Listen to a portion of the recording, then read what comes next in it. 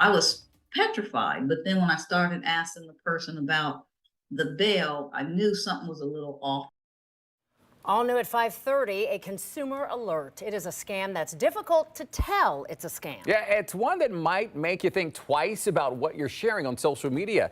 10 TV's Lindsay Mills live in studio tonight with more on the rise of the so-called emergency scam here in Central Ohio. Lindsay. Andrew and Yolanda, these scammers are stealthy, and police say their strategy is to stalk your social media to know exactly who your loved ones are. Then they use that as leverage to steal thousands of dollars.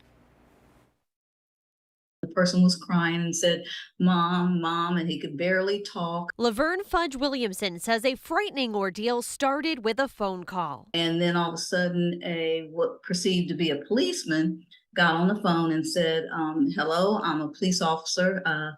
Just want to let you know your son has been in an accident." The caller claimed to be a police officer who was with her son, who was sobbing and injured. He even used his name. The story was long and detailed, and she was told her son was being held on charges related to a car crash. His bail's at, I think he said $15,150. I know it was 15,000 something. He said, but it's a cash bond that will have to be paid. She hung up and called her sons. I was petrified. That's when she realized it was a scam. Everybody was where they should have been. No accidents, nothing happened.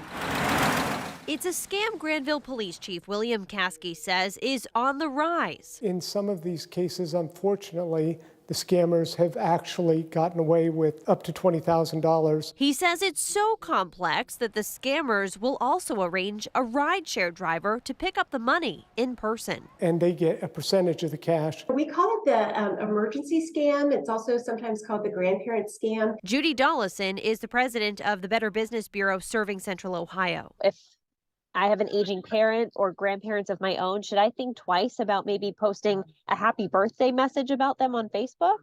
We always caution about what you post online because it can be used by scammers, and it's not just this particular scam type. They're across the board. Scammers use that information. I had immediately tried to get a hold of all my family members, and fortunately I was able to get a hold of everybody and knew everybody was good.